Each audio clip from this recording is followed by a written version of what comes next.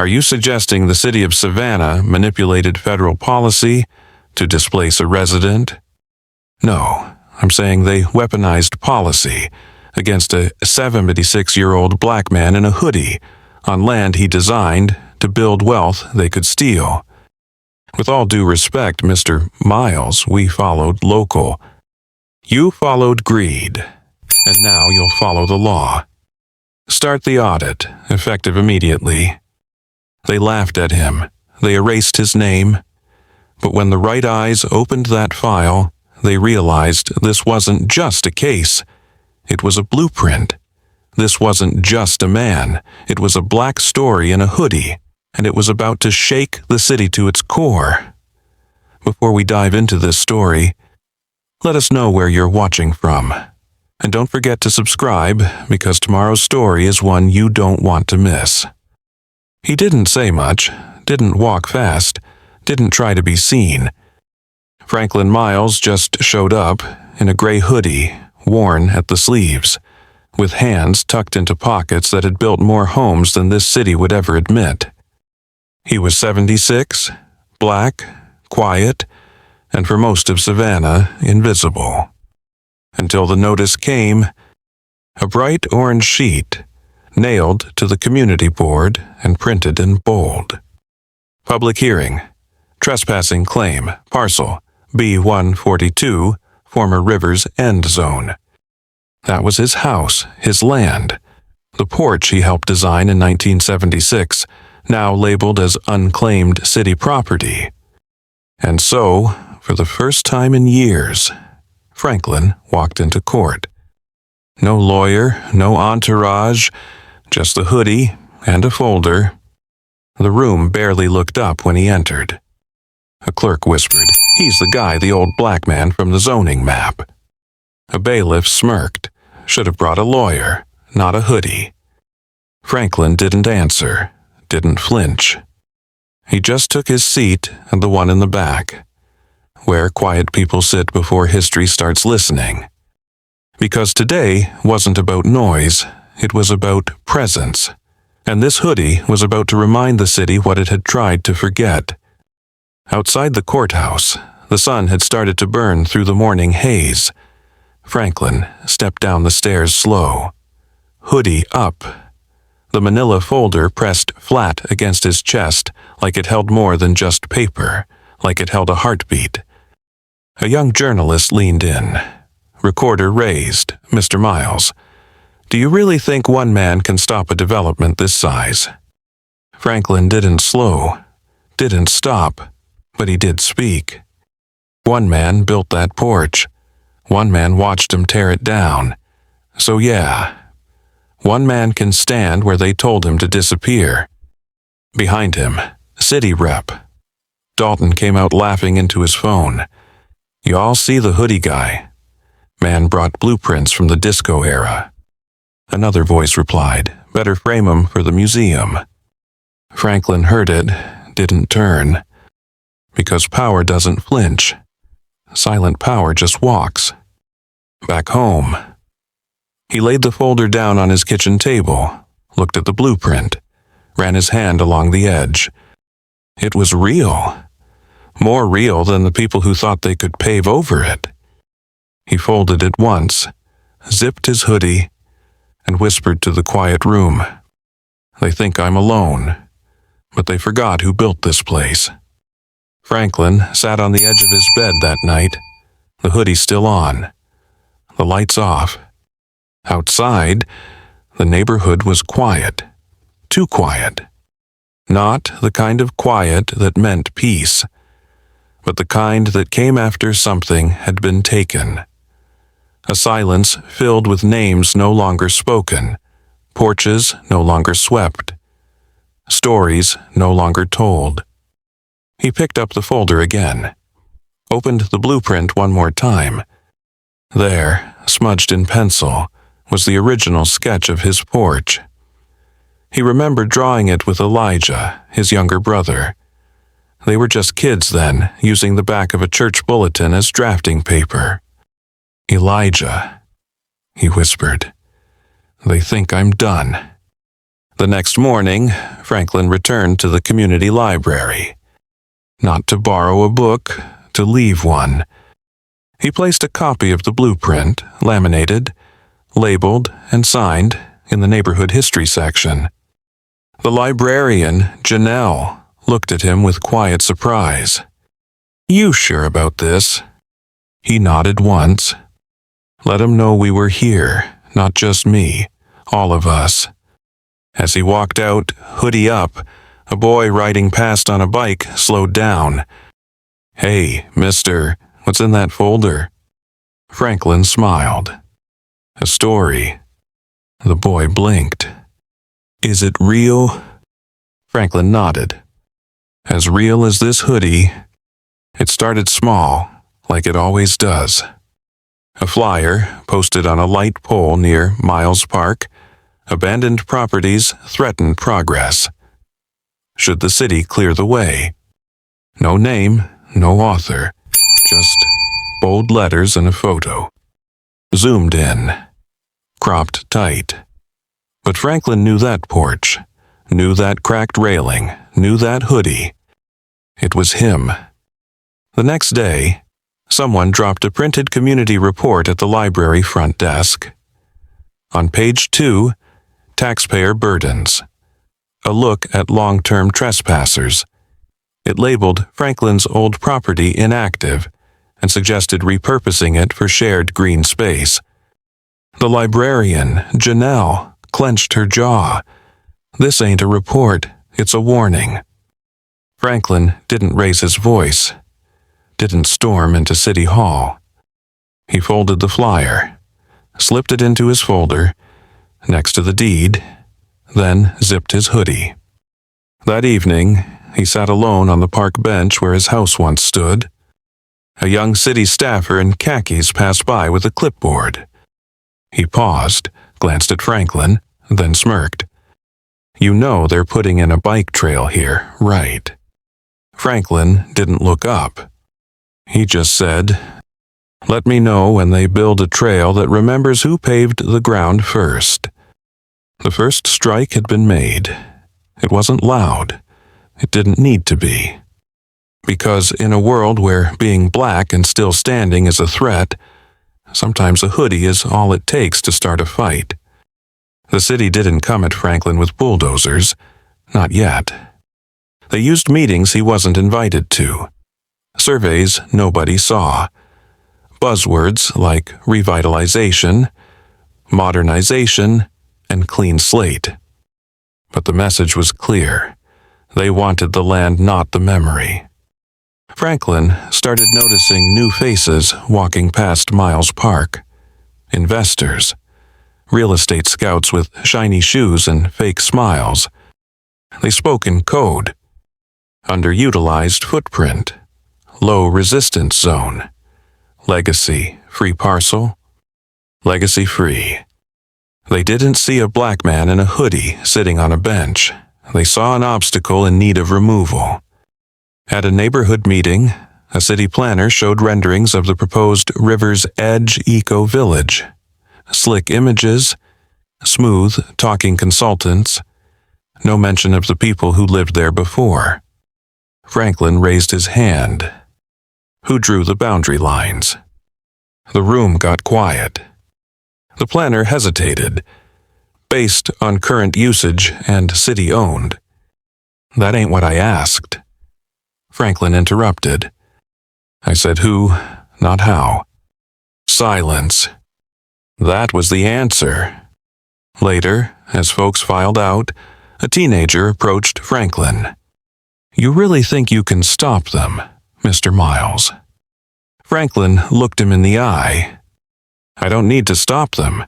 I just need to remind them who stood here first. The story wasn't over. It was just beginning to tighten. And the hoodie, it was no longer a shield. It was a symbol. By Friday, the real blow landed. An envelope slid under Franklin's door. No return address. Inside a glossy proposal packet. Harborstone Group, official branding, smiling stock photos, and on page 5, parcel B142, listed as Future Site Civic Innovation Hub. Franklin exhaled slow. They weren't just coming for the land, they'd already written him out of the future. That night, he sat across from David, the only person in town who still called him Frank. David flipped through the pages, his brow tightening. They drew the building over your porch, right over it. Franklin nodded. They think quiet means gone. David leaned forward. You want me to call my guy at the zoning board? Franklin shook his head. Not yet. Let him get comfortable. At sunrise, Franklin walked to the old edge of River's End, sat on the last remaining bench from his childhood block, pulled out the folder again. Inside, he placed the Harborstone proposal, right beside the original deed. 2 maps, 2 stories. One built on paper, one built in sweat. A kid rode by on a scooter, stopped, and stared.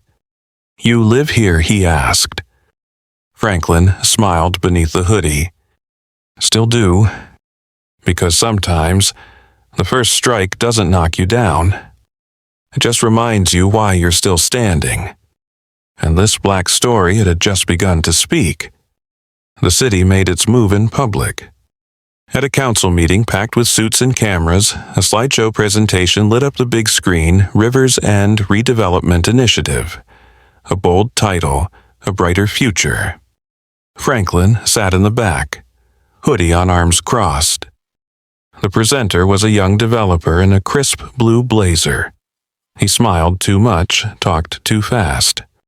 He pointed at the map. This quadrant here has been unclaimed since the late 70s. Blight, safety risk. We see opportunity. Then came the photo, a zoomed-out aerial shot, and in the corner, barely visible, but unmistakable, Franklin, sitting on the park bench alone. The room chuckled. One councilman leaned into his mic. Maybe someone should let him know his front porch is now a bike rack. Laughter. Cameras flashed. Franklin did not move. He just stared at the screen. They did not just erase him, they made him the punchline. After the meeting, a reporter caught up with him outside. Sir, any comment about being featured in the city's development plan? Franklin paused. Tell them, next time they take my picture, use my name too. Because this is still my story, and it is not over yet. By the next morning, the clip had already spread. Not Franklin's speech, not his documents, just the joke, the laugh. The moment they used his presence as a prop for progress. A still image of him in the hoodie sitting on the bench, captioned Local Squatter Protests Growth. He wasn't angry. He was used to this. Black silence being twisted into defiance. Stillness, mistaken for threat. But others noticed too. Janelle at the library taped the printed headline on the bulletin board underneath it. She wrote, "This is what erasure looks like." David called him that night. They are trying to humiliate you, Frank. Trying to drag your name into the dirt so no one listens when you speak. Franklin just nodded on the other end of the line. Then let them. Because I am not fighting for them to listen. I am standing. So the kids behind me know what standing looks like. That Sunday he returned to Miles Park. Same bench, same hoodie, same posture. A group of teens on bikes passed by. One of them pointed and said, "That is him. That is the guy from the photo." Franklin looked up and smiled just a little. Still here? That was all he needed to say. Later that week, the city issued an official statement. It called the councilman's comment unfortunate, but insisted the development plans were moving forward as scheduled. It made no mention of Franklin by name, no acknowledgement of the blueprint, no recognition of the legacy. Just language dressed in politeness meant to wash away everything real. But something had shifted. At the library, more people started asking for the blueprint. Neighbors who had never spoken to Franklin began to nod. One man even brought his grandson to meet him. Said, "This is the man who built where I grew up." Franklin listened, nodded, never made it about himself. Because the story was never just about him. It was about land that held laughter, porches that held conversations, and the quiet strength of staying put when the world wants you gone. That Friday, someone spray-painted the park bench. It read, "Hoodie Boy, Go Home." Franklin saw it the next morning, stared at it for a long time, then sat down, right on top of the words. He looked out at the street, folded his hands, and whispered to no one, "I already am home." Because humiliation only works when you believe their version of your story. And Franklin never did. The flyers came next. Not printed on city paper, not signed, but they spread fast. Taped to lampposts, stuffed into mailboxes pinned to the church door. A black and white photo of Franklin Hoodie uphead, down underneath it in bold letters. Neighborhood watch, alert known trespassers seen near Miles Park, call authorities if spotted after dark. Janelle found one on the library bulletin board. She ripped it down, marched straight to Franklin's bench, shaking with anger. "You see this? They are turning you into a threat." Franklin looked at the paper, then folded it once and slid it into his folder. "They are scared. That means the story is starting to work." That night a patrol car slowed as he walked home, then stopped. The officer stepped out, hand on his belt. "Evening, sir, mind telling me where you are headed?" Franklin didn't flinch. "I live 2 blocks over. Been walking this same sidewalk since 1978. The officer stared at him for a moment, then got back in the car and drove off. The next morning, someone had painted over the spray tag on the bench. In clean white letters it now read, "We see you," because the line had been crossed, and Franklin was no longer standing alone. Monday morning, the headlines changed tone. Not official ones, but the ones people whispered at the diner, at the barber shop, at church. "Did you hear they tried to call the cops on old man Miles?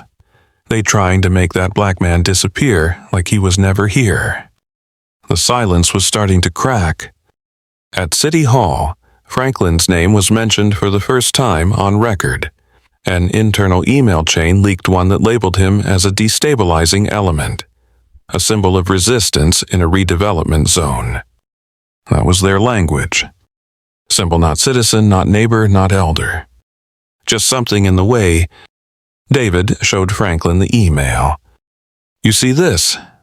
They are tracking your presence like you are a problem." Franklin read it, folded it once, and placed it in the folder next to the flyers. He said nothing. But the next morning, he stood on the steps of the courthouse. Same hoodie, same blueprint, but this time he held the folder high. He didn't yell, didn't demand. He just stood. A black man in his 70s, on city property, daring them to say he didn't belong. And people noticed. Some honked, some stopped, some just stared. But they saw him. And sometimes that is where the shift begins. The next council meeting was standing room only. Not because of policy, not because of press, but because of Franklin. People showed up in gray hoodies, young and old, black, and not quiet and ready. They didn't carry signs, they carried silence, the kind Franklin had always worn like a second skin. Inside Dalton, the city rep stood nervously at the podium. He clicked through slides about redevelopment, reused the same words. Progress, revitalization, modern vision.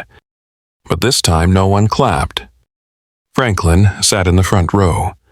Hoodie zipped a blueprint in his lap. Dalton glanced at him once, then again, then fumbled a slide. And that was the moment the story turned. After the presentation, the floor opened for public comment. A young woman stood up. Her name was Amira, college student, lifelong Southridge resident. She pointed at the rendering on the screen. That park used to be my grandmother's living room. You can call it green space now, but we still remember what was there before." She looked down at Franklin, then back at the council. "We are not asking for favors.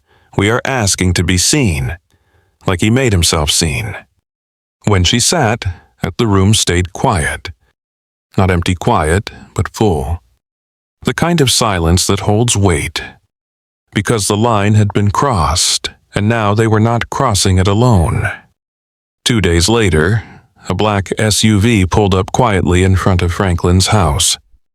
No announcement, no press, just a man in a charcoal coat, shaved head, and quiet eyes. Elijah Miles, Franklin's younger brother, a former federal housing strategist, and a name the city had not heard in years. Franklin opened the door, said nothing, just stepped aside.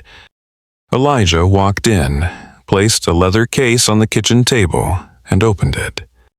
Inside were documents, federal briefs, city correspondence, and emails not meant for public view. He looked at Franklin. They poked the wrong corner this time. "You ready for them to see the rest?" Franklin nodded. Still calm, still steady. That night, Elijah requested a meeting with the regional office of the Department of Housing and Urban Development. The next morning, David got a call from someone in D.C. They asked, "Who is this Franklin Miles, and why is HUD asking questions about Savannah?" David smiled. "Now you're listening." The city had crossed a line, but they didn't know Franklin had a brother, and they definitely didn't know that brother had power. Not loud power, but silent power, the kind that knocks politely, then audits your books. City Hall didn't see it coming. They thought the old black man in the hoodie was alone. They didn't know his brother once rewrote housing policy for half the eastern region. Elijah didn't come with threats. He came with questions. Requests for records, zoning amendments, emergency land reclassifications, and federal grant allocations tied to Harborstone's proposal. The kind of questions that made people sweat in air-conditioned offices. At the next council session, Elijah walked in beside Franklin, not loud, not dressed to impress, but undeniable. He sat in the back, opened a file, and waited. When the public comment period began, he stepped forward. "My name is Elijah Miles, and I am here on behalf of no party, no campaign, no company. I am here because my brother built something that mattered, and I watched you try to pave over it." The room froze. He continued. "I submitted a formal request for federal review this morning, which means your proposal is now evidence." Council members looked around. Dalton shifted in his seat. The mayor's assistant scribbled something fast. And Franklin, still in his hoodie, just sat there, calm as ever. Because now, they were not just dealing with a memory. They were dealing with a mirror. One that reflected every quiet injustice they thought no one would notice. By Friday morning, the city was no longer in control of the story. Local news stations ran the headline "Federal Housing Inquiry Launched in Savannah Development Plan." Franklin's photo was on every screen, still in his hoodie, still seated on that same bench. But now, the caption read "Elder Challenges City Over Historic Land Rights." Behind the scenes, emails were leaking. Council members were distancing themselves. Dalton's office stopped returning press calls. And Harborstone, they went quiet. Elijah never raised his voice. He just kept faxing documents, highlighting discrepancies, requesting receipts. Because real power doesn't need a podium, it just needs the truth and a paper trail. Franklin received a letter at his door from a family 3 states away. It read, "My grandfather knew you, said you taught him how to build his first steps. Thank you for standing when they told you to move." He folded the letter, placed it in the folder, right next to the blueprint. At the library, Janelle updated the display. From Franklin Miles to Franklin Miles and the legacy of silent power. Because now, it wasn't just about saving one man's porch. It was about proving that even the quietest black story can shake a city's foundation. All while wearing a hoodie, the vote on Amendment 4.17 was postponed. No explanation. No press statement, just silence. But everyone in Savannah knew why. Elijah's documents had landed where they needed to, right in the inbox of a federal review board. Inside, one email thread changed everything. It showed the proposal had been approved weeks before the public was notified. It also showed a councilman's private interest in Harborstone's profits. By Tuesday, the city's headlines flipped. Savannah official under federal review after zoning leak. The same councilman who once joked about Franklin's porch he quietly filed for medical leave. Dalton. Gone. His office door locked, his email auto-reply set to indefinite. The mayor stood behind a podium and called it all a misunderstanding, but no one was listening to him anymore. Because the city had seen the hoodie, they had seen the silence, and they understood now. That silence had teeth. Franklin stayed home. He didn't do interviews, didn't celebrate. He sat with the blueprint in his lap, just like always. David dropped by with 2 cups of tea. "You did it, Frank. You really did." Franklin shook his head. "I didn't win," he said. "I just waited long enough for the truth to catch up." Across Savannah, something changed. The mural behind the library, the one of Franklin in his hoodie, now had candles beneath it. Not because he was gone, but because people finally saw what he had stood for. Jamal, one of the teens who had once ridden past Franklin without a word, now sat beside him at Miles Park, asking questions, taking notes, listening. "You think it's over?" he asked. Franklin sipped his tea. "It's never over. They just stop looking when the cameras leave." Jamal nodded slowly, then reached into his backpack and pulled out a fresh set of zoning proposals. "I want to learn. Teach me what they don't want us to know." Meanwhile, Elijah prepared to return to D.C. Before he left, he handed Franklin a sealed envelope. Inside, a letter from a HUD, confirming that parcel B142 Franklin's home was now formally recognized as historic black-owned land, protected, preserved, and untouchable. Franklin held the letter in both hands. Quiet. Still. "They tried to build over me," he said, "but now they'll have to build around me." That evening, Janelle hosted a reading at the library. She read aloud from Franklin's original blueprint notes. Each line, each corner, had always told a story.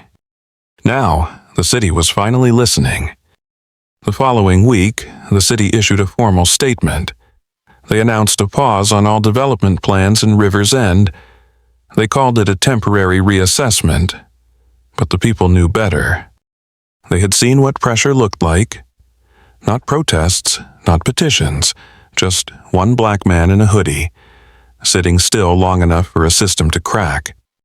At Miles Park, someone installed a new plaque under Franklin's usual bench. It read, "This seat built on silent power." Franklin saw it the next morning. He didn't say much, just ran his hand across the metal, then sat down, like he always did. Jamal brought a group of students to visit him that afternoon. Young, curious, ready to listen. One of them asked, "Did you ever want to yell, 'Make them hear you'?" Franklin looked up, the sun catching the lines in his face. "Sometimes, yeah, but if I yelled, they'd call me angry. If I stayed silent, they'd call me weak, so I chose something else." He leaned forward. "I chose to outlast them." That night, Janelle added Franklin's story to the Southridge Oral History Project. His name, his blueprints, his voice all recorded. Not to be famous, but to be remembered. Because this black story, carried in silence, had become something too strong to erase, even if all it wore was a hoodie. It started with a handshake. Jamal stood in front of the community center, holding a clipboard, wearing his own hoodie now. Franklin watched from the bench across the street. Same bench, same posture, same silence. But this time, he wasn't the only one being watched. The zoning board had called for a new advisory council, one that would include youth voices, local historians, and long-term residents. Franklin declined, but he gave them a name. Jamal. At first, Jamal hesitated. "I'm not him," he said.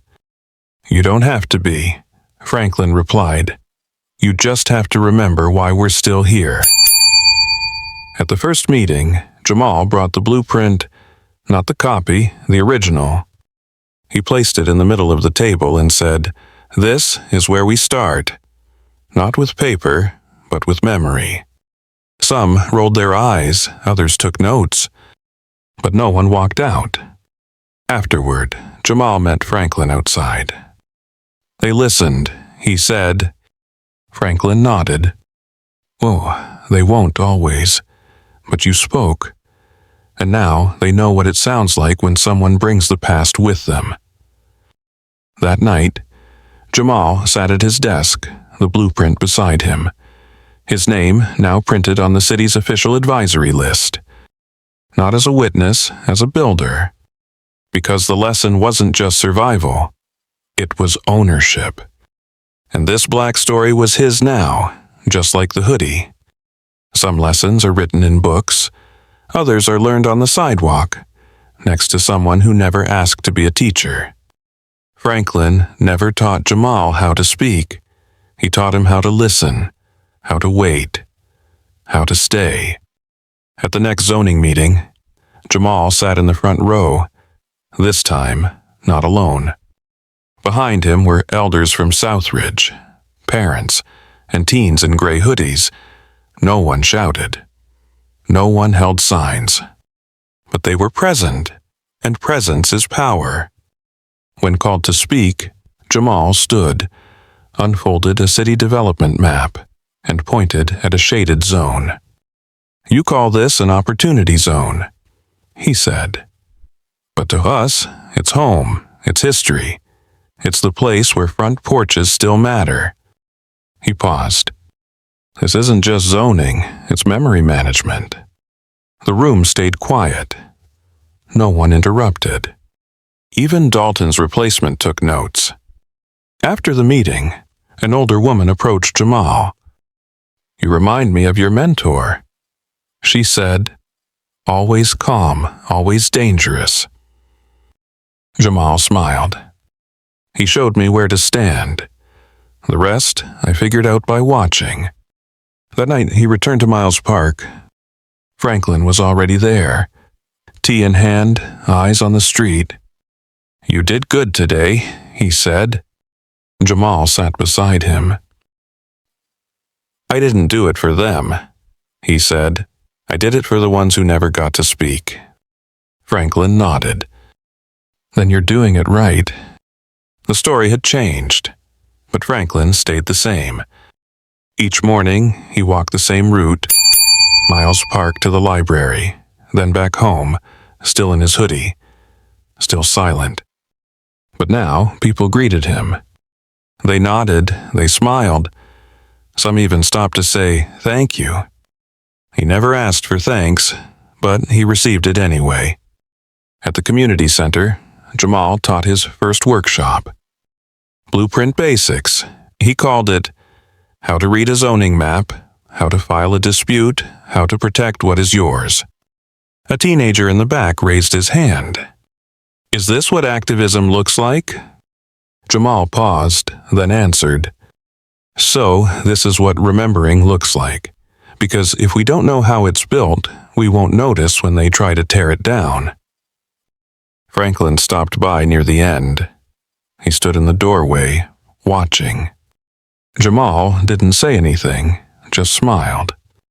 Franklin gave him a small nod, then left. Some lessons are loud. Others walk away quietly, trusting that you heard them. That evening, Jamal found a note taped to the bench. Handwritten, no signature. It read, "Keep going. You're walking further than I ever could." Jamal folded it, placed it inside the blueprint folder, then looked out across the park. The story wasn't just his anymore. It belonged to everyone still wearing a hoodie and still refusing to be erased. The seasons shifted, summer turned to fall, and still, Franklin walked. Same hoodie, same bench, same quiet steps. But something had changed. Jamal was no longer following. He was leading, hosting meetings, writing grants, drafting new protections for historic neighborhoods. And Franklin, for the first time in years, let himself rest. One morning, he handed Jamal a folded bundle. Old, soft fabric, well-worn. It was the original hoodie. "I think it's yours now," he said. "You earned it." Jamal held it in both hands. It felt heavier than it looked. "Are you leaving?" he asked. Franklin nodded.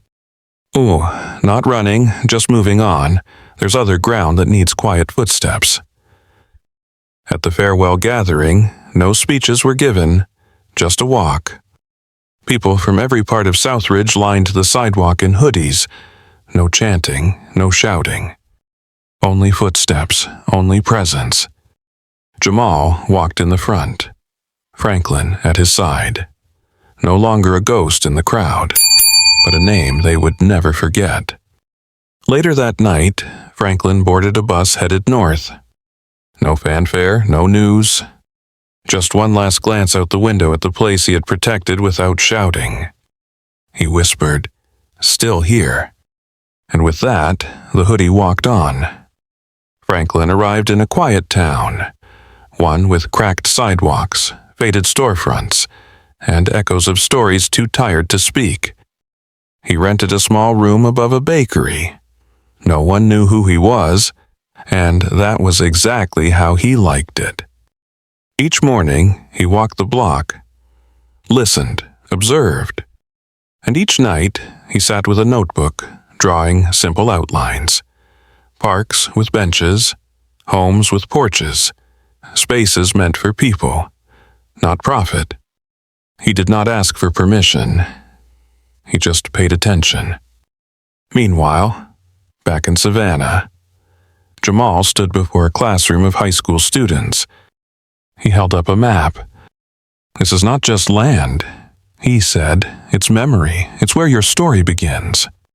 One student raised her hand. "Do you think one person can really make a difference?" Jamal smiled. One did, and he never said a word louder than necessary.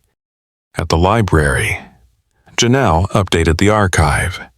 A new folder labeled Miles Legacy Initiative documenting community spaces saved by quiet action. Inside, a photo of Franklin in his hoodie, half smiling, holding a blueprint and a mug of tea. The caption read, "Still here."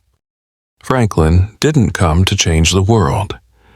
He came to remind it that even the softest footsteps can leave deep roots. The years passed, but the hoodie never faded. Not in memory, not in meaning. In the new town, Franklin became a quiet presence, the man who helped fix fences, who drew free plans for local shops, who sat in on town halls, never speaking, just listening. People started calling him Mr. Miles, not because he asked, because he showed up. One morning, a knock came at his door. It was a young woman, maybe 20, holding a folder of sketches. "I heard you know how to read these," she said. Franklin invited her in. Made tea, opened the folder. She wanted to save a row of houses on a street marked for demolition. She didn't know how to fight, just that it mattered. Franklin nodded. You don't have to fight, you just have to stay. Back in Savannah, a mural of Jamal was painted beside Franklin's. 2 men, 2 hoodies, 1 story. Below it, 3 words in bold paint. Silent, black, power. Franklin never returned to Savannah. He didn't need to. The blueprint had already taken root. In Jamal, in the neighborhood. In every quiet corner where someone dared to stay when they were told to leave. In the end, he didn't build monuments, he built memory. And the hoodie, still folded on the chair by the window, remained ready. Because stories like his never really end. They just keep walking. If this story touched your heart, make sure to like, share, and subscribe. Every click helps us bring more powerful stories of empathy, justice, and silent strength to life. Your support is what fuels this journey. Let's keep standing together and rising higher, one story at a time. Stay safe and inspired.